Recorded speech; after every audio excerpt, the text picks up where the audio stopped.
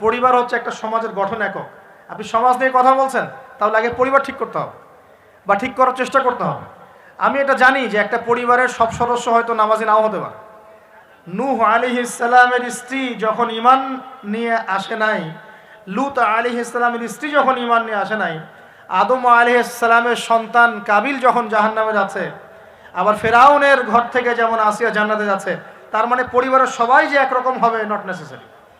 কিন্তু as a পরিবারের কর্তা, আপনি পরিবারের guardian, as a guardian of family, আপনাকে আপনার রেসপন্সিবিলিটি তো পালন করতে হবে নাকি? পরিবারের আপনার দায়িত্ব নাই? পর্দা প্রতিষ্ঠা করার দায়িত্ব কার? আপনার স্ত্রী পর্দা করে না, এই দায়িত্ব কার? এই জিম্মাদারি কার? আপনার সন্তান যে নামাজ পড়ে না, এই রেসপন্সিবিলিটি কার? পরিবারে যে হারাম ঢুকতেছে রিজিকে, এই দায়িত্ব কার? তো আল্লাহ পাক, আমি মনে হয় বুঝাতে পেরেছি। অতএব পারিবারিকভাবে আল্লাহ পাক আমাদের সবাইকে যেন ইসলামটা ধরে রাখার তৌফিক দান করেন বলি আমিন। 4 নম্বর হচ্ছে, নবী সাল্লাল্লাহু আলাইহি ওয়াসাল্লাম সাহাবীগণ দ্বীনের দাওয়াতি কাজ সবাই আমভাবে করেছে। এমন নয় যে নির্দিষ্ট কিছু সাহাবী দাওয়াতি কাজ করতেন, বাকিরা দাওয়াতি কাজ করতেন না, বিষয়টা কিন্তু এমন ছিল না। সবাই মিলেই দ্বীনের দাওয়াতি কাজ করতেন, যে কাজটা আমরা এখন করি না। কতজন ভাই আছেন যারা ডেইলি কমপক্ষে আধা ঘন্টা করে হলো দাওয়াতি কাজ করেন? হাত তুলেন দেখি। আচ্ছা, নামান। দেখেন, সবাই মিলে যতক্ষণ পর্যন্ত দাওয়াতি কাজ করব না, সৎ কাজে আদেশ অসৎ কাজে নিষেধ, ততক্ষণ পর্যন্ত সমাজ ব্যবস্থা কায়েম হবে না। সবাইকে দাওয়াতি কাজ করতে হবে। একজন আলেম আসবেন, একজন বক্তা আসবেন, ওয়াজ করে যাবেন, দাওয়াত দিয়ে যাবেন, ব্যাস এখানেই ফুল স্টপ, ডোর ক্লোজড, তাহলে হবে না। এভাবে সমাজ প্রতিষ্ঠা হবে না। এভাবে তো বললাম, দাওয়াত দেওয়া হতে পারে, একদিনের ওরস হতে পারে, একদিনের ওয়াজ হতে পারে, একদিনের একটা সম্মেলন হতে পারে, কিন্তু প্রতিষ্ঠা অন্য জিনিস। প্রতিষ্ঠা মানে কি? মানে আমি যে আসলাম, বললাম ভাই 5 ওয়াক্ত নামাজ পড়েন, নামাজের দাওয়াত দিয়ে গেলাম। আর প্রতিষ্ঠা মানে কি? যদি এখানকার অথরিটি আমার কাছে থাকতো আর আপনি নামাজ পড়ছেন না, আমি আপনার দোকান সিলগালা করে ফেলতাম। কোন বুঝতে পারেন নাই? আজান হয়েছে, মার্কেটে দোকান খোলা, দোকান সিলগালা হয়ে যাবে, জরিমানা হবে, ভ্রাম্যমাণ কোর্ট, একদম কোর্ট সাথে সাথে বসে আর ফাইন করে দেয়। এটা প্রতিষ্ঠা। নামাজ পড়বো না মানে? মুসলমান নামাজ পড়বো না কেন? তুমি কি অমুসলিম নাকি নামাজ পড়বো না? এর নাম প্রতিষ্ঠা। এটাকে আপনি করতে পারবেন?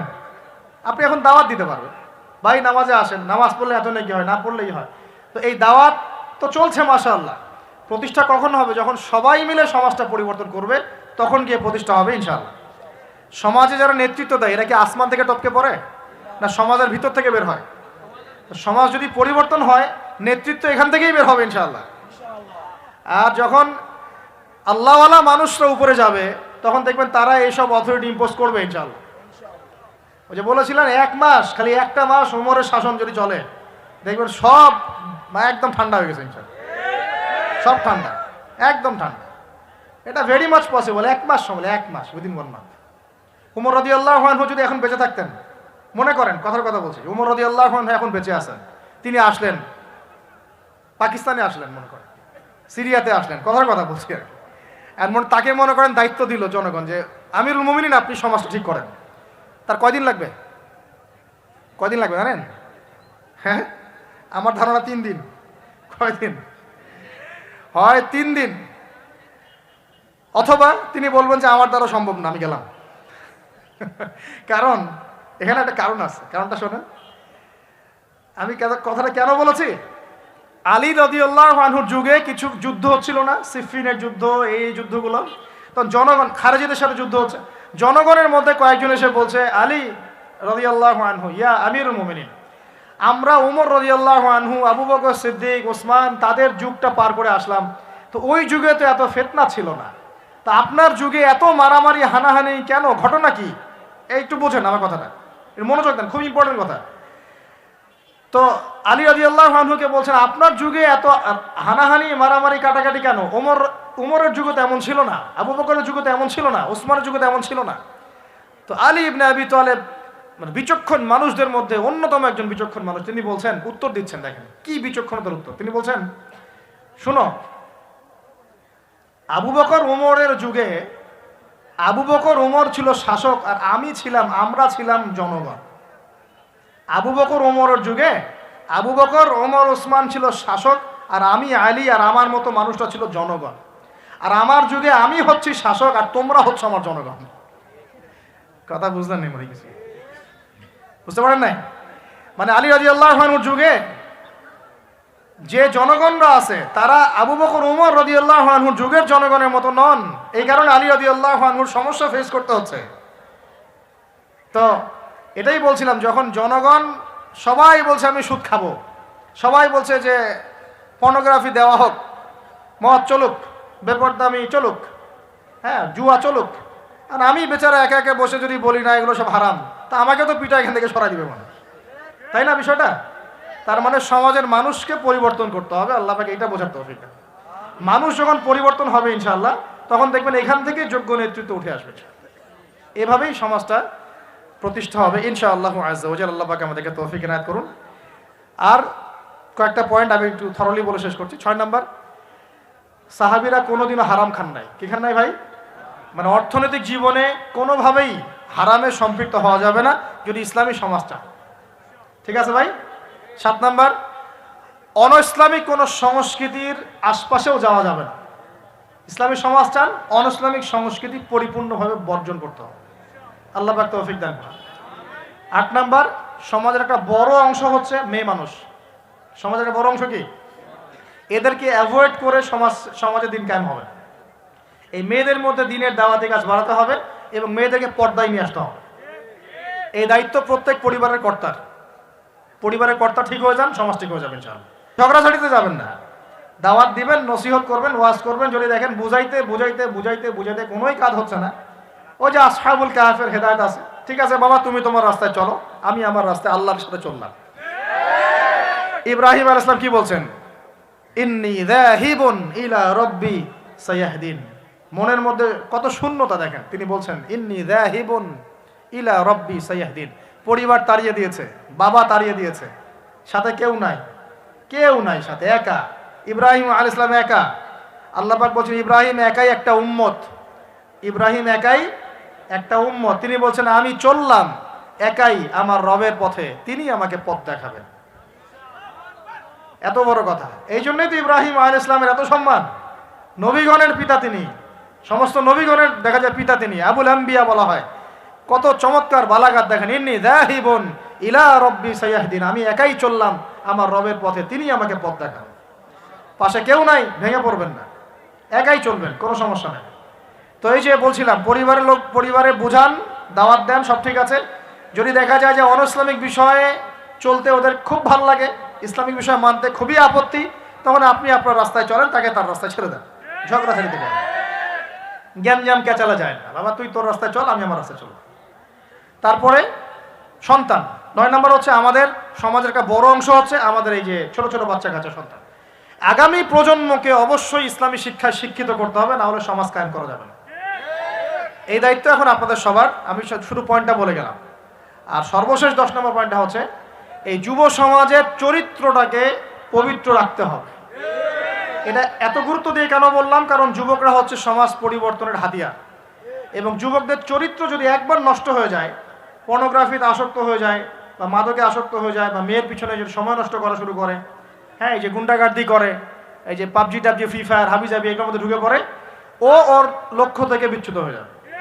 তখন এই সমাজটাকে দিয়ে আপনি আসলে কোনো কাজ নিতে পারবেন না।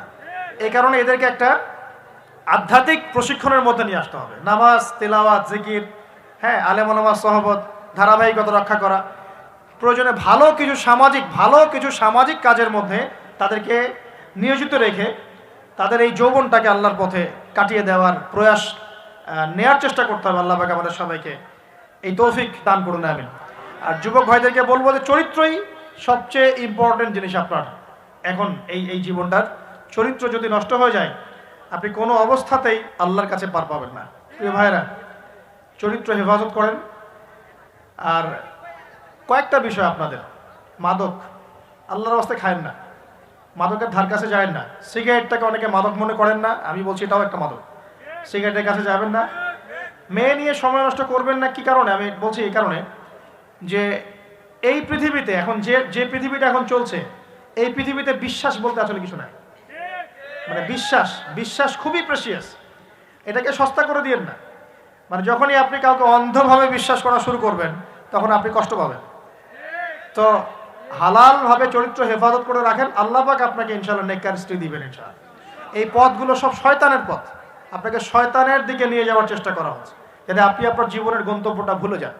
এই জন্য আমি বারবার বলি যে বিয়ে যদি করতেই হয় তাহলে দিনদার একজন নেককার মেয়েকে বিয়ে করেন, খাদিজা রাদিয়াল্লাহু আনহার মতো একটা মেয়েকে বিয়ে করেন। আর যদি ওই যে দিনদার ক্যাটরিনা খুঁজতে যান তাহলে সারা জীবন ওই পস্তাইতে হবে আর কি। আল্লাহ বোঝার তৌফিক দান করুন। দিনদারিতা দেখে বিয়ে শাদী করেন। চাচা আবু তালেব তিনি কিন্তু মুসলিম নন, অমুসলিম হয়েও তাকে পারিবারিকভাবে সাপোর্ট দিচ্ছেন। পারিবারিকভাবে সাপোর্টটা অনেক ইম্পর্টেন্ট। আর যখন পরিবার থেকে সাপোর্ট থাকে না তখন মানুষ কিন্তু ট্র্যাক থেকে সরে যায়। যাই হোক, গভীরে যাই না। নবী সাল্লাল্লাহু আলাইহি ওয়াসাল্লাম যখন দাওয়াতি মিশন শুরু করলেন, ইসলামের সমাজ প্রতিষ্ঠার চেষ্টা করতে লাগলেন, তখন এই পারিবারিক বাধা, আত্মীয়দের মধ্য থেকে বাধা, সামাজিক বাধা আসতে লাগলো। এক পর্যায়ে হিজরত করতে হয়েছে আবিসিনিয়ায়, তারপর তায়েফ, তারপরে গিয়ে মদিনায়। এখন মদিনায় আলহামদুলিল্লাহ আল্লাহ রাব্বুল আলামিন দিনটাকে প্রতিষ্ঠা করলেন এবং সেখানে নবীকে শক্তিশালী করলেন, সাহাবীরা শক্তিশালী হলেন। আস্তে আস্তে গাজওয়াগুলো হলো, সারিয়াগুলো হলো। এক পর্যায়ে উইদিন 8 থেকে 10 বছরের মধ্যে যে নিঃস্ব হাতে মক্কা থেকে তারা গেলেন মদিনায়, সেই মক্কাই তারা জয় করলেন বিনা বাধায়, বলা যায় অলমোস্ট বিনা বাধায়। প্রায় লক্ষাধিক সৈন্য, লক্ষাধিক সাহাবীদেরকে নিয়ে পুরো মক্কায়, জাজিরাতুল আরবের মধ্যে দিন প্রতিষ্ঠা হয়ে গেল। হলো কিনা? কত বছর সময় লাগছে ভাই বলেন? 23 বছর। আর রাহিকুল মাকতুম বইটা পড়েন তাহলে আপনি ধাপগুলো বুঝতে পারবেন কিভাবে হয়েছে। আমি পয়েন্ট আউট করছি যে কোন কোন পয়েন্টের দিকে তারা বেশি ফোকাস করেছে, কোন কোন কাজগুলো তারা বেশি করেছেন, এবং যুবকদেরকে দিয়েই কাজগুলো করানো হয়েছে। এবং এই কাজগুলো যদি আজকেও বাংলার যুব সমাজ করতে পারে, ইনশাআল্লাহ 23 বছর লাগবে না আমাদের, ইনশাআল্লাহ 23 বছর লাগবে না ইনশাআল্লাহ। কারণ আল্লাহ পাক তো তার নবীর মাধ্যমে জানিয়েছেন যে আখিরুজ জামানে আস্তে আস্তে কি হতে যাচ্ছে সামনে। আগে তো এটা জানা ছিল না যে তখন কি হবে। এখন তো আমরা জানি যে সামনে কি হতে যাচ্ছে। আমরা তো জানি যে ইসলাম কায়েম হচ্ছে সামনে ইনশাআল্লাহ। এটা লেখা হয়ে গেছে। তো আপনি হতাশ হচ্ছেন কেন? আমরা এখানে যারা বসে আছি, আমরা কেউ যদি বেঁচেও না থাকি, আল্লাহ না করুক, তারপরও দিন কায়েম হবে। বাংলাদেশে এখন যত আলেম ওলামা আছে না, সবাই যদি মারা যায় তাও দিন কায়েম হবে।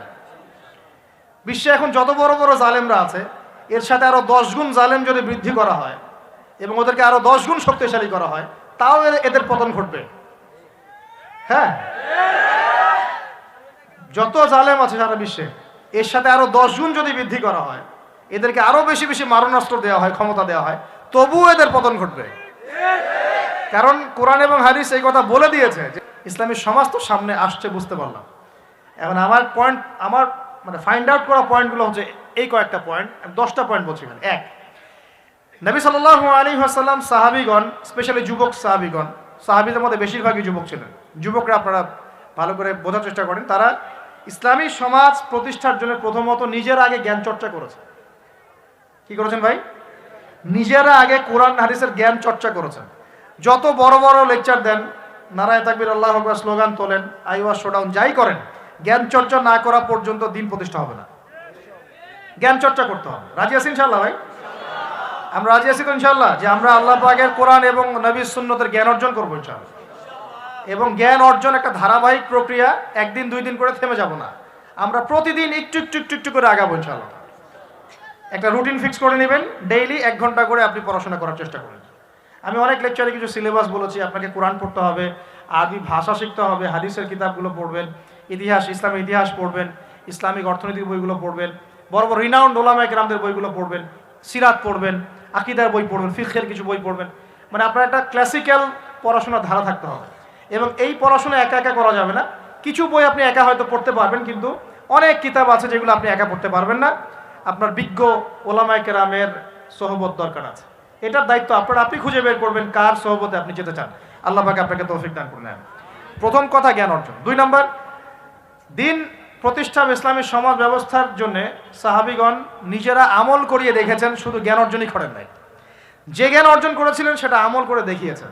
যেমন উমর রাদিয়াল্লাহু আনহু বলতেন যে সূরা বাকারা হিফজ করতে আমার সময় লেগেছে 12 বছর। কত বছর? 12 বছর লেগেছে সূরা বাকারাটাকে আয়ত্ত করতে। কারণ সাহাবীরা যতক্ষণ পর্যন্ত 10টা আয়াত লেসন নিয়েছেন, 10টা আয়াতের উপর আমল না করা পর্যন্ত নতুন করে দার্স নিতেন না। বুঝতে পারছেন না? মনে করেন আপনি সূরা মাউন শিখেছেন, মাউন। আর আইতাল্লাযী ইউকাযযিবু বিদ্দিন, এই সূরা আপনি শিখেছেন। সাহাবীদের সুন্নাত ছিল কি, এই সূরাটার উপর তারা আমল না করা পর্যন্ত নতুন লেসন নিতেন না, এভাবে তারা আমল করতেন। আমরা কি আমল করি? আমরা যত পারি আগে তথ্য ইনস্টল করতে থাকি। আমাদের জ্ঞান চর্চাটা হচ্ছে তথ্য ইনস্টল করার মতো। তথ্য ইনস্টল করাকে জ্ঞান চর্চা বলে না, এটাকে আমরা ওয়েল ট্রেন্ড বলতে পারি, ওয়েল এডুকেটেড বলতে পারি। সার্কাসের সিংহ বাঘ দেখেছেন না? লাঠি চাবুকের ভয়ে অনেক কাজ করে না? অনেক কুকুর দেখা যায় না যে ট্রেনিং প্রাপ্ত, যা কমান্ড করে সে ফলো করে না? এটা ওয়েল ট্রেন্ড বলা যায় এটাকে, এই কিন্তু ওয়েল এডুকেটেড না। আমাদের ক্রিটিক্যাল থিঙ্কার্স দরকার, মানে কোরআন সুন্নাহ পড়বে, আমল করবে এবং এটাকে নিয়ে গবেষণা করার চেষ্টা করবে। মানে আমাদের কোরআন সুন্নাহকে নিয়ে গবেষণার একটা প্রজন্ম দরকার, গবেষক প্রজন্ম, ক্রিটিক্যাল থিঙ্কার্স। আল্লাহ পাক আমাদেরকে এই তৌফিক লাভে ধন্য করুন বলে আমি। তো 2 নম্বর ইনিশিয়েটিভটা হচ্ছে অবশ্যই জ্ঞান অনুযায়ী আমল করতে হবে যদি ইসলামী সমাজ চাই আমরা। আল্লাহ পাক আমাদের সবাইকে তৌফিক দান করুন, সবার আগে আমাকে তৌফিক দান করুন বলি আমি। জ্ঞান অনুযায়ী আমল করার জন্য একটা সুন্নত ফলো করলেই হবে, একজন ব্যক্তিকে জাস্ট ফলো করতে হবে। জীবনের প্রতিটা কাজ নবী সাল্লাল্লাহু আলাইহি ওয়াসাল্লামের সুন্নাহ মাফিক করলেই আপনি জানা অনুযায়ী আমল করে ফেলবেন ইনশাআল্লাহ। পারা যাবে তো ইনশাআল্লাহ? আজকে ঘুমানো থেকে শুরু করে দেন, জীবনের প্রতিটা কাজকে ঢেলে সাজান। কাপড় পরা, ঘুমানো, ঘুম থেকে ওঠা, হ্যাঁ, এমনকি বিছানা ঝাড়া, ইস্তেঞ্জা করা, আপনার ব্যবসা বাণিজ্য, শিক্ষা, এভরি সিঙ্গেল সেক্টর ঢেলে সাজানোর চেষ্টা করেন যে নবীর মতো হচ্ছে কিনা। যদি হয় আলহামদুলিল্লাহ, যদি না হয় তাহলে এখানে আপনার কিছু কাজ করার বাকি আছে। আল্লাহ পাক আমাদের সবাইকে নবী সাল্লাল্লাহু আলাইহি ওয়াসাল্লামের সুন্নাহ মাফিক জীবন গড়ার তৌফিক দান করুন। আপনাকে আল্লাহ দুনিয়া পাঠিয়েছেন তার ইবাদত করার জন্য, আল্লাহর জমিন আল্লাহর দিন প্রতিষ্ঠা করার জন্য। আল্লাহ পাক আমাদের সবাইকে আল্লাহ পাকের জমিনে আল্লাহর দিন প্রতিষ্ঠার যে গ্রহণযোগ্য কর্মপন্থা এগুলো বাস্তবায়ন করার তৌফিক দান করুন বলি আমিন। আমরা দোয়া করি আল্লাহ পাক আমাদের সবাইকে জ্ঞান অর্জন করার তৌফিক দান করুন, নবীর সুন্নত অনুসরণ করার তৌফিক দান করুন এবং সিচুয়েশন বোঝার তৌফিক দান করুন, পরিস্থিতি সম্পর্কে সচেতন থাকার তৌফিক দান করুন, হালাল খাওয়ার তৌফিক দেন, মা বোনদেরকে পর্দা রাখার তৌফিক দেন, ইলম অনুযায়ী আমল করার তৌফিক দেন। আল্লাহ পাক আমাদের যুবক ভাইদেরকে হেদায়েত দান করেন, আমাদের পরবর্তী প্রজন্মকে আল্লাহ দিনের জন্য কবুল করেন আমিন। এবং সবাইকে দিন ইসলামের দাওয়াতি কাজ করার তৌফিক আল্লাহ পাক দান করেন, সকলে বলে আমিন।